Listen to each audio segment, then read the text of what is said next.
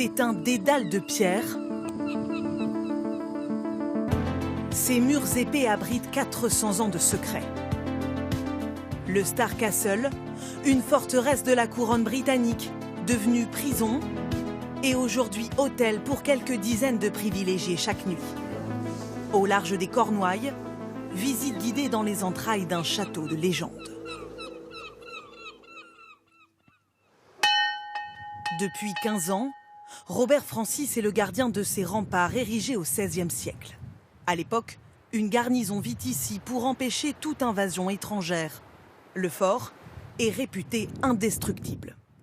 La forteresse a une forme d'étoile à 8 branches. Comme ça, si un adversaire tire des boulets de canon, les projectiles sont en quelque sorte ralentis. C'est plus dur d'heurter un mur de plein fouet et de faire beaucoup de dégâts. Une architecture rarissime qui a d'ailleurs donné son nom à la forteresse. Star Castle, en français le château étoile.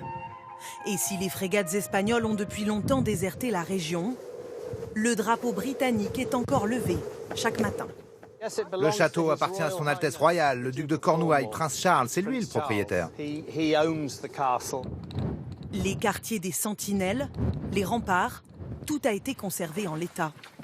Et comme ce couple d'habitués... Bonjour, entrez. Bonjour. Comment ça va?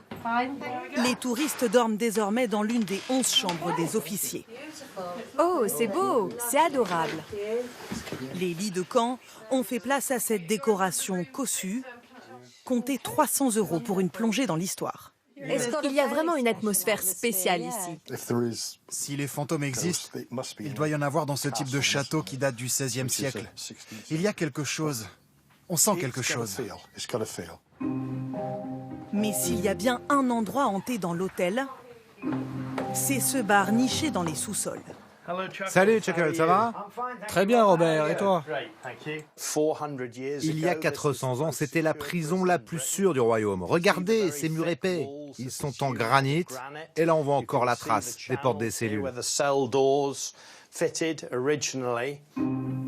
Aucune ouverture sur l'extérieur. Dans ce cachot, les prisonniers étaient tous des opposants de la couronne.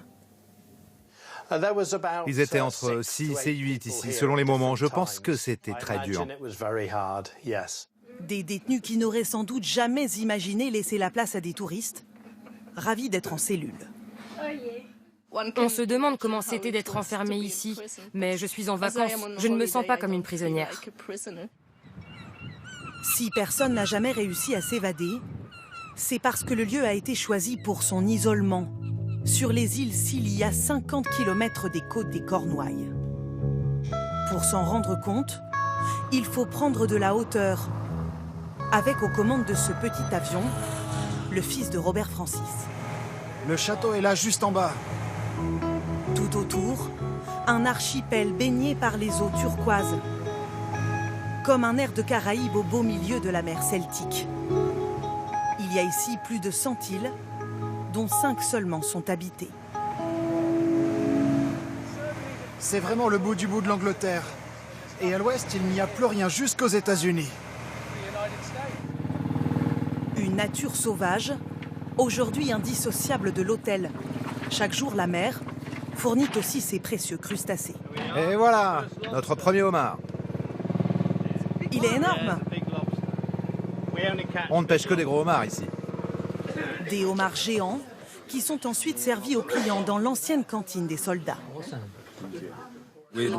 On peut voir à quel point il est frais. Et le goût, c'est magnifique. C'est tout le plaisir de cet endroit, de ces îles. Une escale hors du temps. Un petit bout du monde qui attire chaque année près de 6000 visiteurs.